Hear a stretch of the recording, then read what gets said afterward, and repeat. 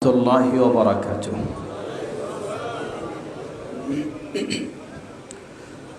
إن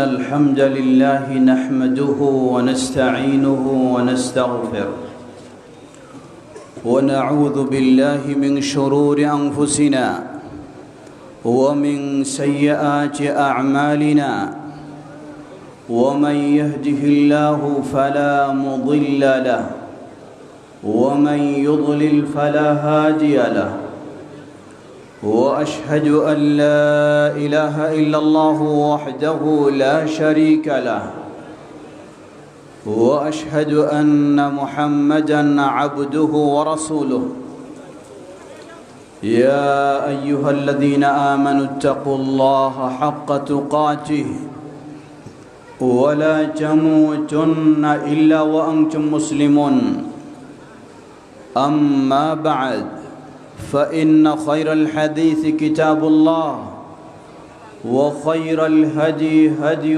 محمد صلى الله عليه وسلم وشر الأمور محدثاتها وكل محدثة بدعة وكل بدعة ضلالة وكل ضلالة في النار. فأعوذ بالله من الشيطان الرجيم. يوم لا ينفع مال ولا بنون إلا من أتى الله بقلب سليم.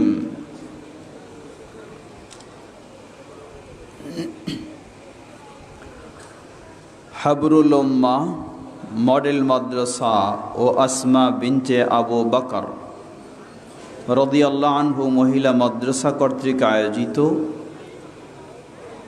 তৃতীয় বার্ষিক সম্মেলন হুদাল লিন্নাস কনফারেন্স 2024 এর সম্মানিত সুযোগ্য সভাপতি আমাদের অত্যন্ত প্রিয় ভাই বিশিষ্ট আলেমে দ্বীন অত্র প্রতিষ্ঠানের সম্মানিত পরিচালক শেখ মুস্তাফিজুর রহমান মাদানী হাফিজাহুল্লাহ, আমন্ত্রিত অতিথিবৃন্দ, উলামায়ে কেরাম, সমবেত দূর দূরান্ত থেকে আগত প্রিয় দিনী ভাই ও বোনেরা, আপনারা কেমন আছেন? কেমন উপভোগ করছেন আজকের এই সম্মেলন? আলহামদুলিল্লাহ। আল্লাহ সুবহানাহু ওয়া তাআলা এই সম্মেলনকে কবুল করুন। এর মাধ্যমে সঠিক আকীদা ও দ্বীনকে আল্লাহ সর্বস্তরে ছড়িয়ে দিন। আমাদের এই প্রতিষ্ঠান হাবরুল উম্মাহ, আল্লাহ এই প্রতিষ্ঠানকে কবুল করে নিন। আজকে আমাকে একটি ছোট্ট বিষয় স্মরণ করে দিয়েছেন কর্তৃপক্ষ। সালাফদের মানহাজ ও আকীদা বনাম প্রচলিত মানহাজ ও আকীদা। আল্লাহ সুবহানাহু ওয়া তাআলা বলেন, ইয়াউমা লা ইয়ানফাউ মালু ওয়ালা বানুন ইল্লা মান আতাল্লাহ বিকলবিন সালিম। ইয়াউমা লা ইয়ানফাউ মালু ওয়ালা বানুন, যেদিন মানুষের সম্পদ ও সন্তান কোনো কাজে আসবে না। ইল্লা মান আতাল্লাহ বিকলবিন সালিম, শুধু কাজে আসবে যে পরিচ্ছন্ন হৃদয়ে আল্লাহ সুবহানাহু ওয়া তাআলার কাছে উপস্থিত হবে।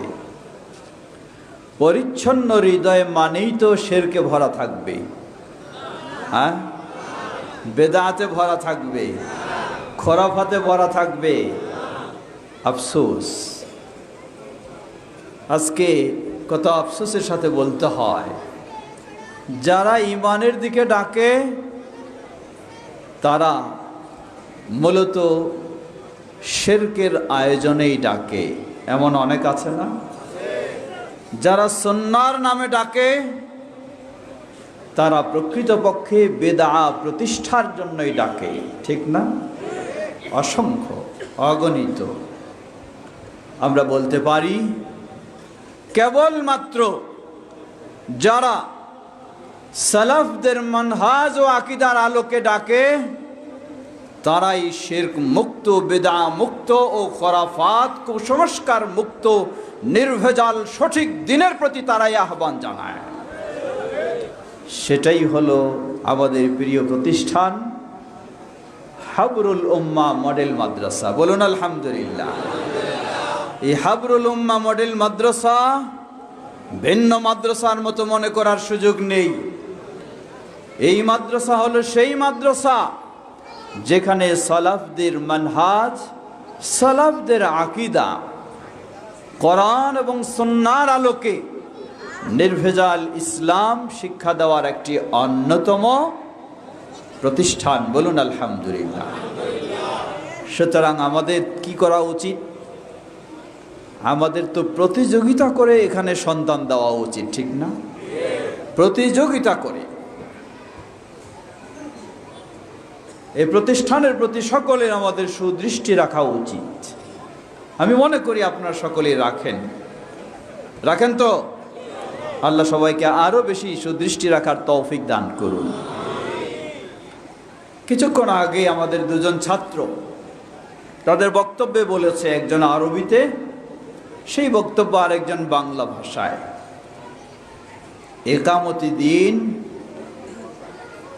রাসূল সাল্লাল্লাহু আলাইহি ওয়াসাল্লামের একামতি দিনের পদ্ধতি, এটি একটি গুরুত্বপূর্ণ বিষয়। আজকে আপনি মাজার পূজারী হন, কবর পূজারী হন, বা আরো যা কিছুতে জড়িয়ে থাকেন, অসুবিধা নেই।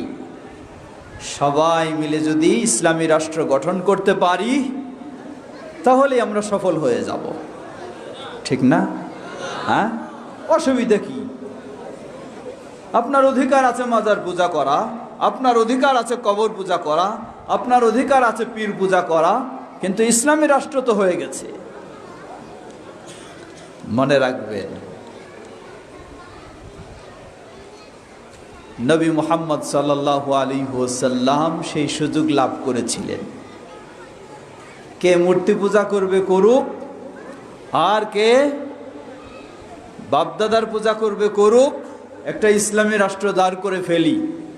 নবী সাল্লাল্লাহু আলাইহি ওয়াসাল্লামকে সেই প্রস্তাবেই দেওয়া হয়েছিল। তিনি জানেন যে এই ইসলামী রাষ্ট্র দিয়ে কখনো ইসলামের কাজ হতে পারে না, তাই সেই প্রস্তাবকে প্রত্যাখ্যান করলেন। প্রত্যাখ্যান করে সকলের ভিতরে আগে তাওহীদ প্রবেশ করানোর জন্য বললেন, কুলু লা ইলাহা ইল্লাল্লাহ তুফলিহু। এটার মাঝে মঙ্গল, এটার মাঝে সফলতা, এটার মাঝে কল্যাণ। রাষ্ট্র পরে, আগে ব্যক্তি।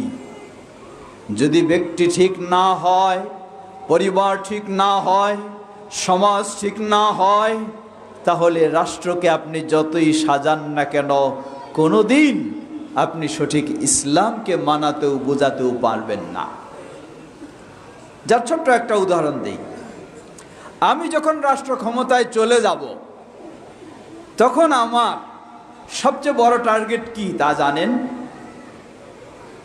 তখন আমার সবচেয়ে বড় চিন্তা থাকবে, আমি কিভাবে ক্ষমতায় টিকে থাকবো। এজন্য কে কি দাবি নিয়ে আসে, কে কোন ধরনের, সবাইকে বলবো ওকে ঠিক আছে। মাজার পূজা করতে চান ইসলামের নামে, ওকে ঠিক আছে। পীর পূজা করতে চান, ওকে ঠিক আছে। হ্যাঁ, মুরব্বী পূজা করতে চান, ওকে ঠিক আছে। বুজুর্গের দিন মানতে চান, ওকে ঠিক আছে। কেন? আমি যেন কি করতে পারি, গদিটা ধরে রাখতে পারি। এটি বাস্তব। নবী সাল্লাল্লাহু আলাইহি ওয়াসাল্লাম খোলাফায়ে রাশিদিন থেকে শুরু করে আজও পর্যন্ত গোটা বিশ্বের আপনি তথ্য নিয়ে দেখুন, কখনোই সম্ভব হয়নি সঠিক ইসলাম এর উপরে প্রতিষ্ঠিত হওয়া। ডাইরেক্ট রাষ্ট্রীয় ক্ষমতায় যাওয়ার মাধ্যমে সম্ভব হয়েছিল নবী মুহাম্মদ সাল্লাল্লাহু আলাইহি ওয়াসাল্লামের এবং খোলাফায়ে রাশিদিনের। কারণ তারা শুরু করেছিলেন উপর থেকে না নিচ থেকে? শুরু করেছিলেন নিচ থেকে। মক্কায় পরিবেশ নেই, হলো না, সেই পর্যন্ত পৌঁছা সম্ভব হলো না। আল্লাহর নির্দেশে নবী সাল্লাল্লাহু আলাইহি ওয়াসাল্লাম হিজরত করে চললেন কোথায়? মদিনায়। শুরু করলেন সেখানে নিচ থেকে, পৌঁছলেন সেখানে কি পর্যন্ত? রাষ্ট্র পর্যন্ত। অবশ্যই বলবো ইসলাম পরিপূর্ণ জীবন ব্যবস্থা, অবশ্যই রাষ্ট্রের প্রয়োজন, কিন্তু এর অর্থ এটি মনে করবেন না রাষ্ট্রের প্রয়োজন মানে গোজামিল দিয়ে ইসলামী রাষ্ট্র বানাই ফেলবো। এই গোজামিল ইসলামী রাষ্ট্রের কোনো প্রয়োজন নাই। আল্লাহ আমাদের সকলকে সঠিক আকীদা ও মানহাজ বুঝার এবং সেটার উপর প্রতিষ্ঠিত থাকার তৌফিক দান করুন। প্রিয় ভাইরা, সঠিক আকীদা এবং মানহাজ, যে বিষয়টি প্রসঙ্গ ছিল, এটি হঠাৎ প্রসঙ্গ নিয়েই কথা বললাম আমি, যে দিন কায়েম। আল্লাহ সুবহানাহু ওয়া তাআলা 5 জন প্রসিদ্ধ রাসূল, নূহ আলাইহিস সালাম, ইব্রাহিম আলাইহিস সালাম, ঈসা আলাইহিস সালাম, মূসা আলাইহিস সালাম, ঈসা আলাইহিস সালাম, তারপরে কে বাকি আর? মুহাম্মদ সাল্লাল্লাহু আলাইহি ওয়াসাল্লাম। এই 5 জনকে কোরআনের ভাষায় বলা হয়েছে উলুল আজমি মিনার রাসূল।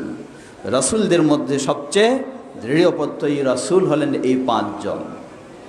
এই 5 জনের নাম স্মরণ করে সূরা শুরা আল্লাহ সুবহানাহু ওয়া তাআলা নির্দেশ দিলেন, আন আকিমুদ্দিনা, দিন কায়েম করো।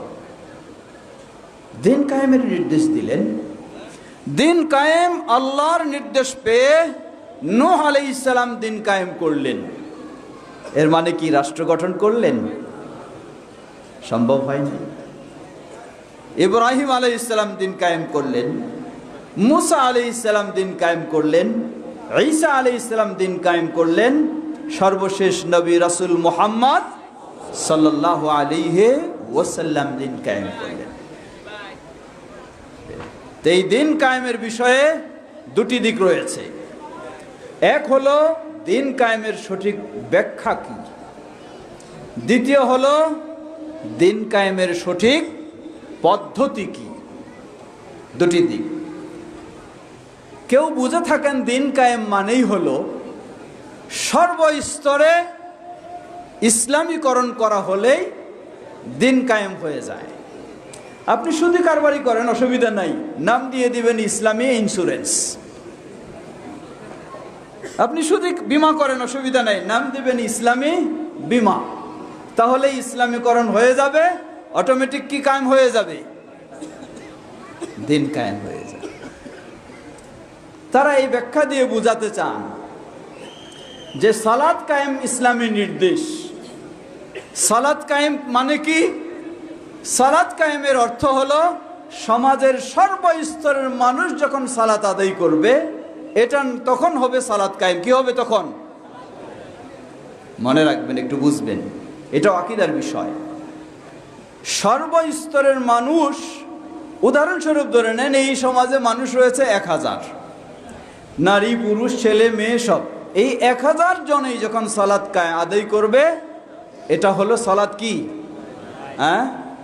এটা হলো সালাত কায়েম।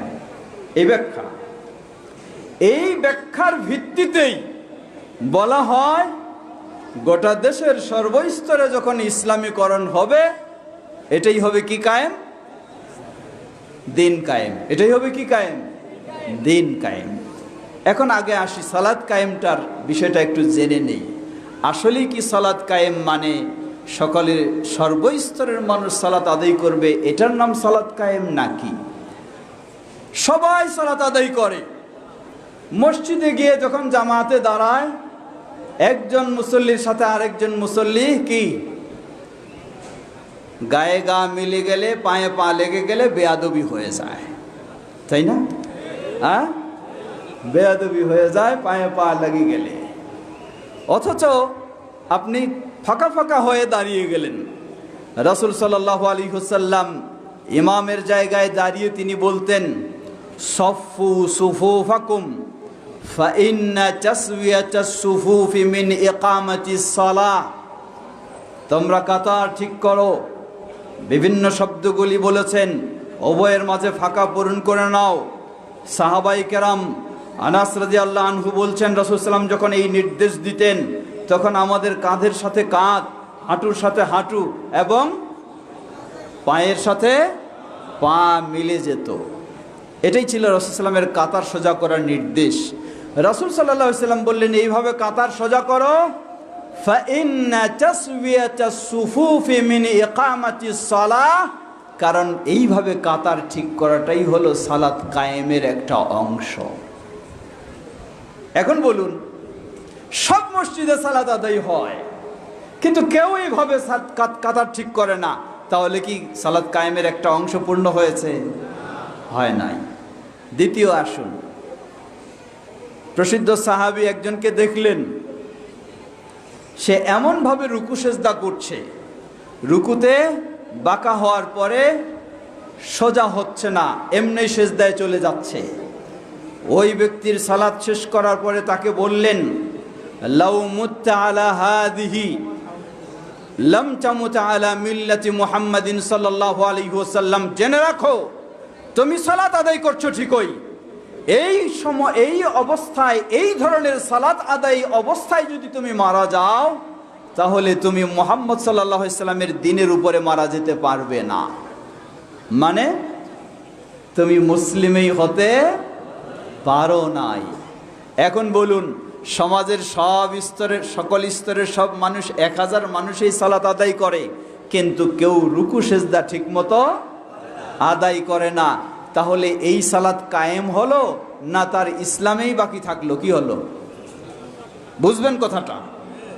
সুতরাং যারা বলেন যে সমাজের সর্বস্তরের মানুষ, এটি ইসলামের নির্দেশ, সবাইকে সালাত আদায় করতে হবে, কিন্তু সবাই সালাত আদায় করলেই সালাত কায়েম হয়ে গেল, অথচ সবাই সালাতে যদি তাদের জামাতের কাতার ঠিক না করে, রুকু যদি ঠিকভাবে না হয়, রুকু থেকে সজা হয় ঠিকভাবে না দাঁড়ায়, সেজদা যদি ঠিকভাবে না করে, সেজদা থেকে সজা হয়ে যদি ঠিকভাবে না বসে, রাসূল সাল্লাল্লাহু আলাইহি ওয়াসাল্লাম ঘোষণা দিয়েছেন তার সালাতেই কি?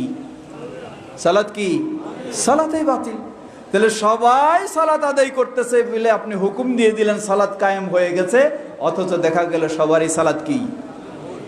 সবার সালাত বাতিল, ভুল নয়, বাতিল হয়ে গেছে রাসূল সাল্লাল্লাহু আলাইহি ওয়াসাল্লামের সিদ্ধান্ত অনুযায়ী। তাহলে মনে রাখবেন, সালাত কায়েম কি?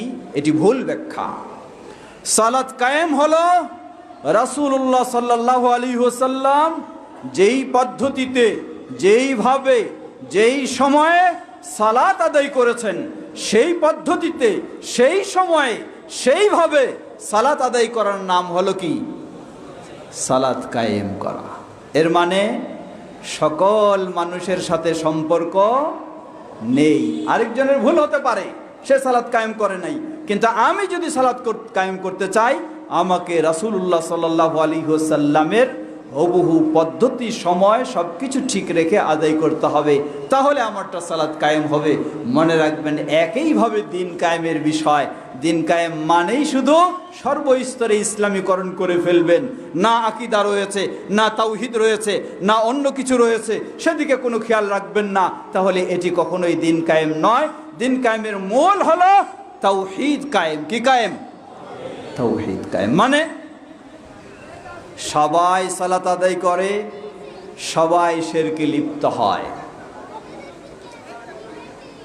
সবাই যাকাত দেয়, সবাই বিদআতি পদ্ধতিতে যাকাত দেয়। যদি এমনটি হয়, আল্লাহর রাসূল সাল্লাল্লাহু আলাইহি ওয়াসাল্লাম তো অসংখ্য বর্ণনা দিয়েছেন।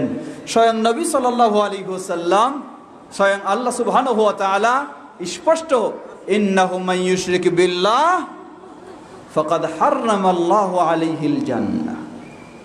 সালাত আদায় করছেন, অপরদিকে জান্নাত আপনার হারাম হয়ে যাচ্ছে। কেন?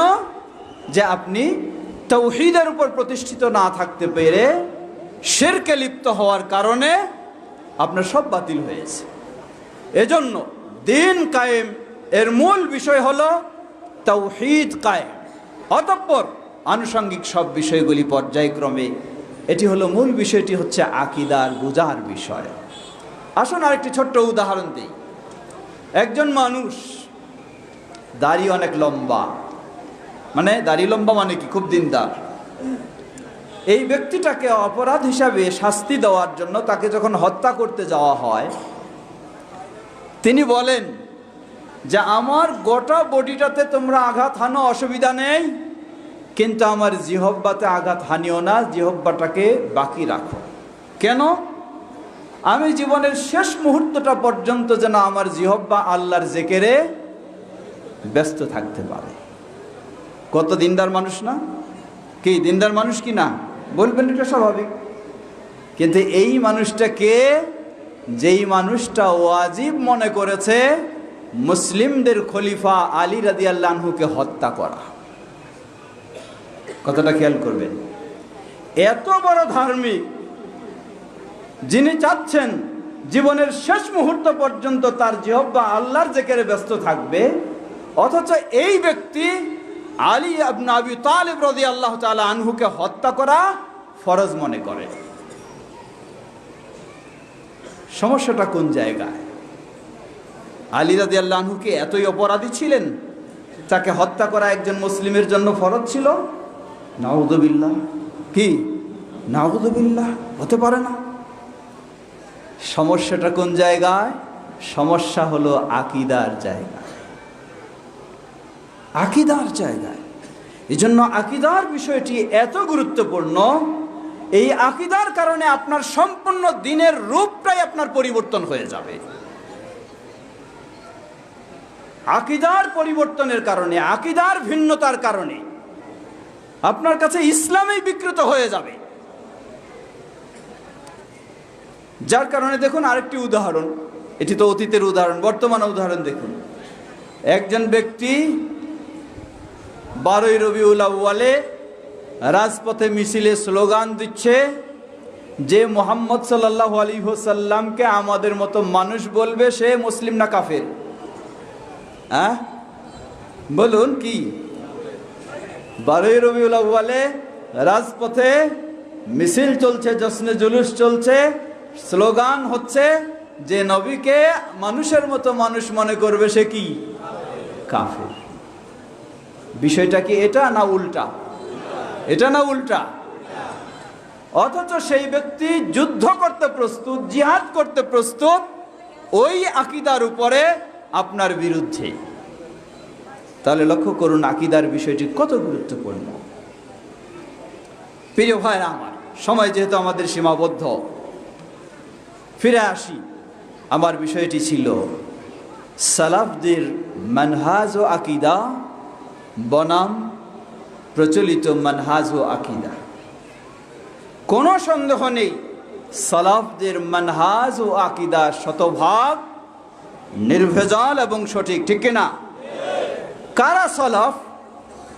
সালাফ হলেন আমাদের সর্বপ্রথম শ্রেণীর, যারা আমাদের পূর্বে অতীত হয়ে গেছেন তাদেরকে সালাফ বলা হয়। আমাদের প্রথম শ্রেণীর মধ্যে তারা হলেন নবী সাল্লাল্লাহু আলাইহি ওয়াসাল্লামের সাহাবায়ে কেরাম।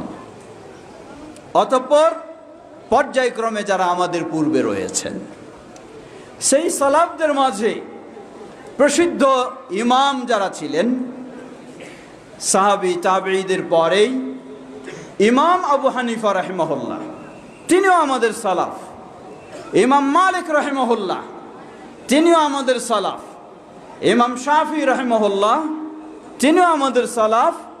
ইমাম আহমদ বিন হাম্বল রাহিমাহুল্লাহ, তিনিও আমাদের সালাফ। কিন্তু আফসোস করে বলতে হয়, বিশ্বব্যাপী হানাফি মাযহাবের ভাইদের মাঝে ইমাম আবু হানিফার তাওহীদি আকীদা নেই। মালিকি মাযহাবের ভাইদের মাঝে ইমাম মালিক রাহিমাহুল্লাহর সেই তাওহীদি নির্ভেজাল আকীদা নেই। শাফি মাযহাবের মাঝে ইমাম শাফি রাহিমাহুল্লাহর সেই তাওহীদি নির্ভেজাল আকীদা নেই। শুধু হাম্বলি মাযহাবের মানুষদের মাঝে ইমাম আহমদ বিন হাম্বল রাহিমাহুল্লাহর সেই তাওহীদি নির্ভেজাল আকীদা রয়েছে। যতটুকু জানি বাস্তবতায় এবং তাদের বই পুস্তকে। এছাড়া বাকি তিন মাযহাবের অনুসারীদের মাঝে সেই তাওহীদি আকীদা নেই। ছোট্ট একটি উদাহরণ, ইমাম আবু হানিফা রাহিমাহুল্লাহ, তাকে জিজ্ঞাসা করা হলো যে কোনো ব্যক্তি যদি এই ধরনের বিশ্বাস পোষণ করে, কি বিশ্বাস? যে আল্লাহ সুবহানাহু ওয়া তাআলা কোথায় আছেন জানি না, অথবা আল্লাহ আরশের উপরে আছেন বুঝলাম, কিন্তু আরশ কোথায় আছে, আসমানে না জমিনে তা জানি না। ইমাম আবু হানিফা রাহিমাহুল্লাহর আকীদা কি ছিল? তিনি বললেন ফাকাদ কাফারা লিআন্না আল্লাহ তাবারাক ওয়া তাআলা قال আর-রহমানু আলাল আরশি ইসতাওয়া। ইমাম আবু হানিফা রাহিমাহুল্লাহ বললেন, ওই ব্যক্তি যে এই আকীদা পোষণ করে যে আল্লাহ কোথায় আছে জানি না, অথবা আরশে আছে বুঝলাম, কিন্তু আরশ কোথায়, উপরে না নিচে, জমিনে না আসমানে তা জানি না, ইমাম আবু হানিফা রাহিমাহুল্লাহ বললেন তার আকীদা হলো কুফরি আকীদা। কারণ আর-রহমানু আলাল আরশি ইসতাওয়া, দয়াময় রহমান কোথায়? জোরে বলুন কোথায়? কে বলেছেন এটা? আল্লাহ সুবহানাহু ওয়া তাআলা নিজেই, আল্লাহ নিজেই। তাহলে সালাফদের আকীদা আল্লাহর বিষয়ে, খোদ ইমাম আবু হানিফা রাহিমাহুল্লাহর যে সুন্দর আকীদা, আজকে যদি সেই আকীদা হানাফি মাযহাবের ভাইয়েরা মেনে চলতেন, তাহলে আমাদেরকে এই আকীদা নিয়ে এত সংগ্রাম করার প্রয়োজন ছিল না, ঠিক কিনা? আফসোস করে বলতে হয়, ব্রাহ্মণবাড়িয়ায় একটি মসজিদ হয়েছে, সালাফি মসজিদ, 3 বছর হচ্ছে। সেই মসজিদ 3 বছর হয়ে গেল, টিন দিয়ে বেড়া দিয়ে বানানো। 3 বছর পর তারা একটু কিছু সাহায্য সামর্থ্য পেয়ে এখন একটু ফাউন্ডেশন দিয়ে মসজিদটা বানানোর চেষ্টা করছেন। এই সুযোগটাই নিয়ে ফেললেন তারা, সব কিছু দখল করার, লুট করার একটি মোক্ষম সুযোগ নিয়ে বিভিন্নভাবে কঠিন পরিবেশ পরিস্থিতি তৈরি করলেন। সেই পরিস্থিতিতে ঘরে ঘরে লিফলেট বিতরণ করা হচ্ছে। কিসের লিফলেট? আহলুল হাদিসদের ভ্রান্ত আকীদার লিফলেট। ভ্রান্ত আকীদা কি?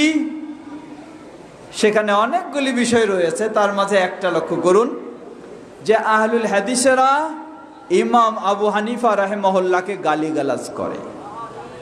কথা সত্য না মিথ্যা? কথা সম্পূর্ণ আমরা বলবো ডাহা মিথ্যা।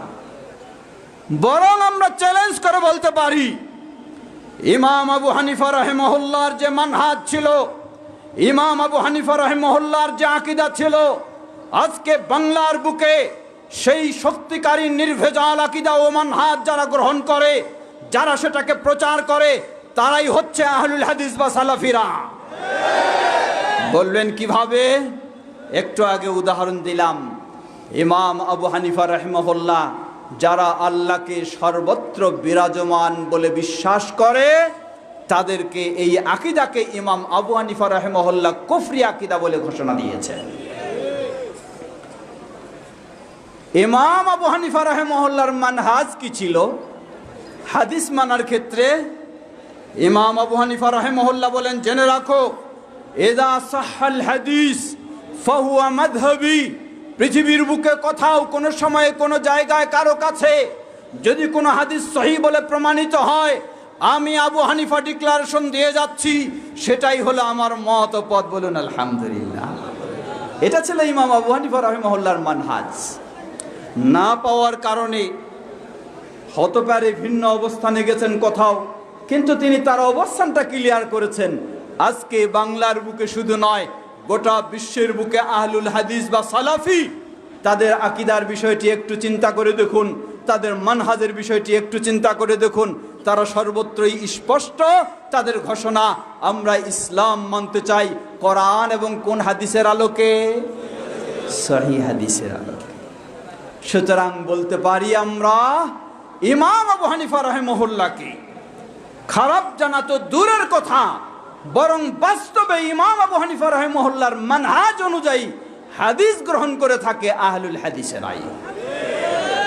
আরো ছোট্ট দুটি উদাহরণ দিই। বাংলার বুকে ছড়িয়ে ছিটিয়ে বিক্ষিপ্ত থাকা আহলুল হাদিসদেরকে যিনি এক প্ল্যাটফর্মে সমবেত করেছিলেন, সেই 1946 সালে সেই রংপুরের হারাগাছ ময়দানে বিশাল কনফারেন্সের মাধ্যমে তিনি আহলুল হাদিসদের জন্য একটি প্ল্যাটফর্ম তৈরি করে দিলেন। সেটি হচ্ছে জমইয়ত আহলুল হাদিস। সেই আল্লামা আব্দুল্লাহিল কাফি আল কুরাইশি রাহিমাহুল্লাহ বাংলার বুকে বাংলা একাডেমি থেকে যাকে সর্বপ্রথম সাহিত্যে, বাংলা সাহিত্যে পুরস্কার ঘোষণা করা হয়, পুরস্কার দেওয়া হয়, তিনি হলেন সেই গবেষক, সেই সাহিত্যিক, সেই দাঈ ইলাল্লাহ আল্লামা আব্দুল্লাহিল কাফি আল কুরাইশি রাহিমাহুল্লাহ। বাংলার বুকে জমিয়তে আহলে হাদিসের সর্বপ্রথম প্রেসিডেন্ট ছিলেন সেই আল্লামা আব্দুল্লাহিল কাফি আল কুরাইশি রাহিমাহুল্লাহর একটি অত্যন্ত গুরুত্বপূর্ণ মূল্যবান পুস্তক বই, সেটি হচ্ছে অনুসরণীয় ফেরকাবন্দি বনাম অনুসরণীয় ইমামদের নীতিমালা। সেখানে খুলে দেখুন ইমাম আবু হানিফা রাহিমাহুল্লাহকে কত মর্যাদা দিয়ে তাকে উল্লেখ করেছেন, তার বিষয়গুলি তুলে ধরেছেন এবং ইমাম আবু হানিফা রাহিমাহুল্লাহর সেই মূল্যবান বক্তব্যগুলি তুলে ধরেছেন, যেটি প্রমাণ করে আহলুল হাদিসেরা কখনো ইমাম আবু হানিফা রাহিমাহুল্লাহকে সম্মান ছাড়া কোনোদিন খারাপ জানে না। যদি বলা হয় এটি তাদের একটি মিথ্যা অপবাদ ছাড়া কিছুই নয়। ঠিক একইভাবে আমি আরেকটু প্রমাণ দিতে পারি। আমার আরেকটি ছোট্ট বই লেখা রয়েছে, সেটিও বাজারে পাওয়া যায়, অনলাইনেও পাওয়া যায়। সুন্নতে রাসূল সাল্লাল্লাহু আলাইহি ওয়াসাল্লাম ও চার ইমামের অবস্থান। খুলে দেখবেন সেখানে ইমাম আবু হানিফা রাহিমাহুল্লাহর অবস্থানটাকে কতই সুন্দরভাবে আমরা তুলে ধরেছি। শুধু এটুকুই নয়, বরং বাংলার বুকে ইমাম আবু হানিফা রাহিমাহুল্লাহর তাওহীদের অবদানের বিষয়ে আমার নিজের পিএইচডি যেটা গবেষণা, সেটি হচ্ছে ইমাম আবু হানিফা রাহিমাহুল্লাহর, যেটি আমাদের কোনো হানাফি ভাইয়েরা আজ পর্যন্ত গবেষণা করেন নাই। সেটি প্রমাণ কি করে? এটি প্রমাণ করে আহলুল হাদিসেরা কখনো ইমাম আবু হানিফা রাহিমাহুল্লাহ বলুন, অথবা ইমাম মালিক বলুন, ইমাম শাফি বলুন, ইমাম আহমদ বিন হাম্বল বলুন, সেই প্রসিদ্ধ ইমামদেরকে তারাই একমাত্র যথাযথ সম্মান করে থাকে এবং তাদের সঠিক কোরআন ও সুন্নাহর আলোকে মূল্যায়ন করে থাকে, ঠিক কিনা? কারণ তারা কারোর প্রতি অন্ধ অনুসারীও নয়, আবার কারোর প্রতি তারা বিদ্বেষীও নয়। সুতরাং আমরা বলবো, আমরা যদি ফিরে যেতে পারি সেই প্রকৃত সালাফদের আকীদা ও মানহাজের দিকে, তাহলে আজকে আমরা বলতে পারবো এই হাবরুল উম্মাহ মডেল মাদ্রাসায় যে তাওহীদের শিক্ষা দেওয়া হয়, যে মানহাজের শিক্ষা দেওয়া হয়, যে আকীদার শিক্ষা দেওয়া হয়, সেটি খুব সহজেই বাংলার বুকে প্রতিটি মানুষের কাছে সেই আকীদা খুব সহজেই ফিরে আসবে, যদি আমরা সেই ইমামদের আকীদা ও মানহাজে ফিরে আসতে পারি। আল্লাহ আমাদের সকলকে সে তৌফিক দান করুন।